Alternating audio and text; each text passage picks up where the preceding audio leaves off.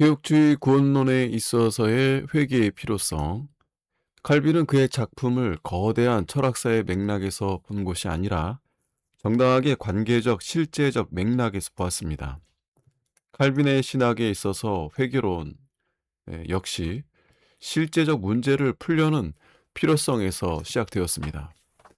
칼빈의 신학은 인간과 교회를 교정하려는 목적을 갖고 있습니다. 칼빈에게 그리스도의 삶이란 단지 존재나 믿음만이 아니라 행동을 포함하는 것입니다. 하나님의 형상에 일치한다는 것은 신학적 가설이 아니라 하나님의 형상의 구체적 회복입니다. 비록 칼빈이 논리적인 사람이지만 그의 논리적 사유 속에서 회개론을 쉽게 이해하기는 어렵습니다. 왜냐하면 칼빈은 그의 회개론 속에서 고의적이고 의도적으로 논리와 사색을 거부하기 때문입니다. 그는 기독교인의 생활 속에서 회개론을 위치시켰습니다. 칼빈은 일상적인 인간 경험의 언어를 가지고 인간 삶의 구체적 실제를 다루어야만 한다고 주장했습니다.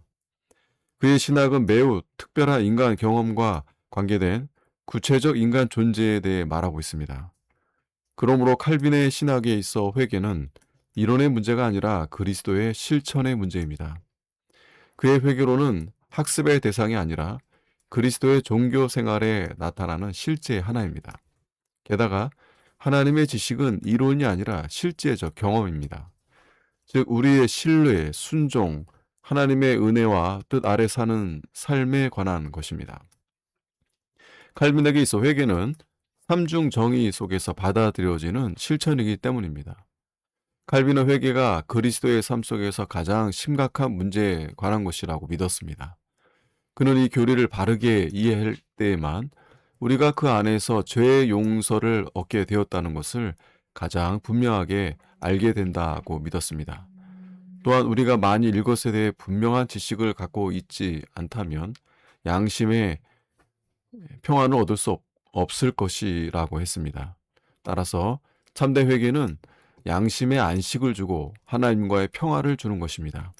그러므로 칼빈은 회개가 하나님의 은혜의 열매라고 보았습니다. 회개로 은혜를 받게 되는 것이 아니라 은혜를 받음으로 회개하게 되는 것입니다. 칼빈에게 있어 회개는 결코 구원의 원인이 아니라 구원과 은혜의 결과입니다.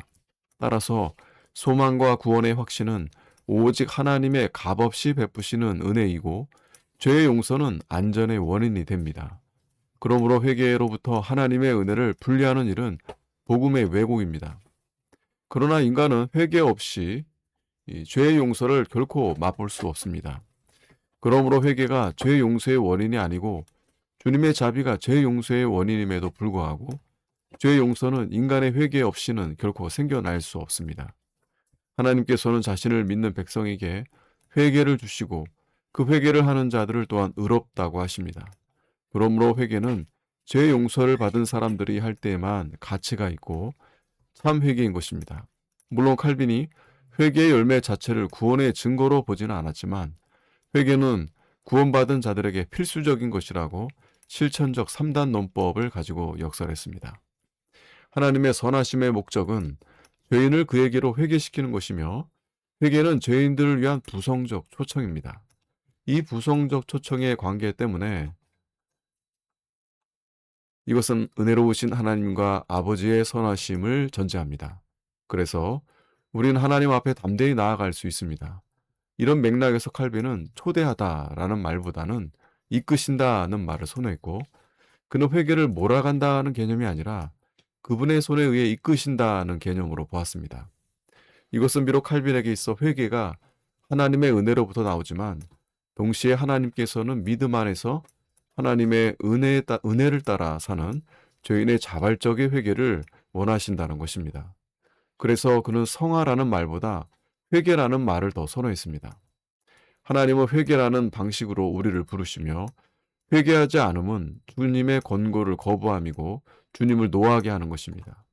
따라서 회개하지 않음은 단순히 죄를 고백하지 않음이 아니라 하나님의 저주를 쌓은 일인 것입니다.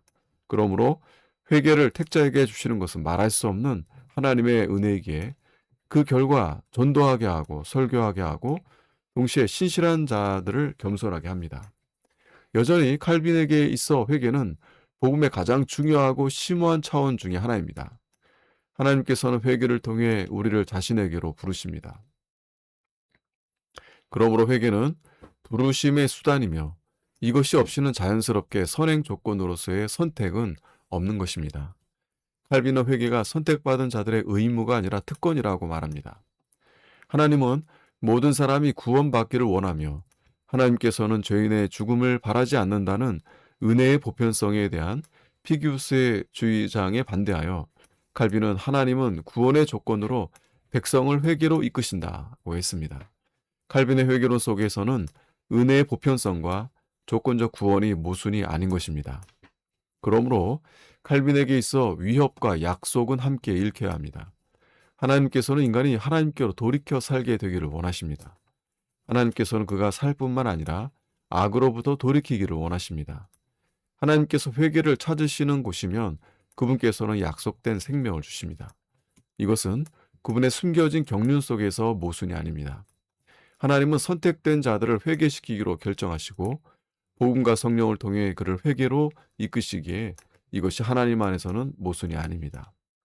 노만 가이슬러는 회개의 첫 번째 순간이 철저하게 하나님의 사역의 결과라는 것과 거기에 어떠한 인간의 협력도 없다고 말하는 칼빈주의자들을 일방주의라고 비난했습니다. 그러나 원칙적으로 칼빈의 회개론은 노만 가이슬러가 비판한 극단적 칼빈주의의 회개론과 완전히 일치합니다. 칼빈에 따르면 회개와 회심은 바로 그것이 때때로 신인 협동적으로 보일지라도 오직 하나님의 사역입니다. 실제로 이것은 신이 협동적 산물이 아니라 하나님만의 사역인 것입니다. 바르트는 칼빈에게 있어 가장 심각한 문제는 회개가 제사함에 영향을 주는 유일한 행동이 될 수 있다고 비판했지만, 그러나 반대로 칼빈은 반복적으로 인간이 자신의 힘으로 하나님께 회개하는 것이 아니라고 합니다. 칼빈은 하나님께서 우리에게 회개할 것을 권고하시지만 회개의 창조자는 언제나 하나님이십니다 라고 했습니다. 그러므로 우리가 기도하고 씨를 뿌리고 물을 주지만 그것을 가능하게 하시는 분은 하나님이십니다. 그래서 그 자신의 마음을 여는 것이 하나님의 사역으로 돌려진다는 것이 이상한 것이 아닙니다. 구원론에서 믿음과 회개의 양자 모두 매우 중요합니다. 그리고 회개는 믿음을 통해 발생하고 예수 그리스도 안에 있는 믿음을 포함합니다.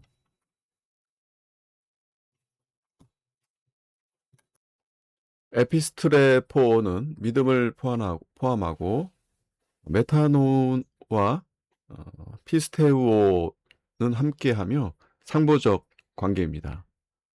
메타노이아는 믿음으로부터 생겨나며 메타노이아의 결과는 한 번이 돼 완전한 죄의 용서입니다. 다시 말해 구원받는 믿음의 요소들이 바로 참된 회개의 요소 그 자체이므로 구원받는 믿음이 바로 진정한 회개를 향해 열려있기 때문입니다. 웨스트민스터 신도 개요에서는 구원에 있어 회개와 믿음, 양자의 중요성을 모두 인정합니다. 죄의 용서와 구원은 하나님의 은혜 안에 있는 믿음에서 생겨납니다. 그러나 그것 때문에 회개의 중요성이 등한시되지는 않습니다. 왜냐하면 모든 죄인에게 있어 회개는 필수적이고 회개 없는 용서란 기대할 수 없기 때문이며 회개는 지상에 사는 믿는 자들의 삶의 중요한 특징이기 때문입니다. 결론, 이상에서 살펴본 바와 같이 개혁주의자들은 여기서는 주로 칼빈만을 다루었지만 구원론에서 회개를 매우 중요하게 취급하는 것을 알 수 있습니다. 그들은 로마 교회와는 다른 의미로 회개를 다루고 싶어 했고 회개의 외적인 차원을 무시한 것은 아니지만 회개의 주요 관심을 마음과 성향의 변화와 평생을 두고 삶의 방향이 바뀌는 것으로 취급했습니다. 또 이신칭의에 비해 그 가치를 낮게 취급하지도 않았고 참된 회개론이 참된 이신칭의를 이해하는 데 도움을 준다고 생각했습니다. 이는 그들의 회개와 이신칭의가 하나의 복음이고 회개가 죄로부터의 자유를 촉발시키고 믿음의 강화와 마찬가지로 구원의 확신을 심어준다고 생각했기 때문입니다. 회개는 구원의 필수 요건이며 그것은 동시에 우리가 구원을 받은 확실한 표가 되는 것입니다. 따라서 회개를 단지 죄의 고백 차원으로만 다루거나 입술의 고백 정도의 의미만을 부여한다면 개혁주의적 구원론은 건강한 것이라고 할 수 없을 것입니다. 그러나 불행히도 로마 가톨릭 교회가 회개의 주관적인 측면에 대한 지나친 강조로 죄의 용서에 있어 그리스도의 의와 믿음의 역할을 약화시킨 것처럼 개혁주의 신학자들은 이신칭의에 대한 지나친 강조로 말미암아 개혁주의 구원론에서 회개를 약화시켰습니다. 3대 회개는 선포적이지도 또 법정적이지도 인간의 사세의 결과도 아닙니다. 또 그것은 단지 주관적이거나 혹 단지 객관적이지도 않으며 율법주의적이거나 신인 협동의 결과도 아닙니다. 회개는 인간의 행동입니다. 그러나 그것은 인간을 하나님께로 돌이키기 위해 하나님의 행동에 의해 주도된 것이고 하나님의 권능에 의해 시작되고 유지되는 것입니다. 이것은 하나님의 은혜의 선물이고 그 하나님의 은혜에 의해 인간은 회개의 기회를 갖는 것입니다. 그러나 그것은 죽음으로부터 인간을 구원하는 인간의 의도, 공로도 아닙니다. 그것은 인간의 하나님께 대한 순종과 감사입니다. 개혁주의 신학은 회개론에 있어서 주관성과 객관성, 하나님의 행하심과 인간의 행함, 내적인 변화, 외적인 변화 간의 균형을 유지해야만 합니다. 그리고 참된 회개는 입술의 고백만이 아니라 진정으로 내적인 변화와 외적인 변화가 동반되어야 합니다. 참된 회개는 참된 믿음과 마찬가지로 구원의 표이기에 이신칭의와 더불어 복음의 핵심으로 다루어져야만 합니다. 회개가 개혁주의 구원론에 있어 적절한 역할과 위치를 확보할 때 이신칭의는 인간의 사색이나 신앙지상주의로 오해되지 않을 것이고 개혁주의 신학에서 참된 복음의 핵심의 자리를 보다 확고하게 차지하게 될 것입니다. 아멘.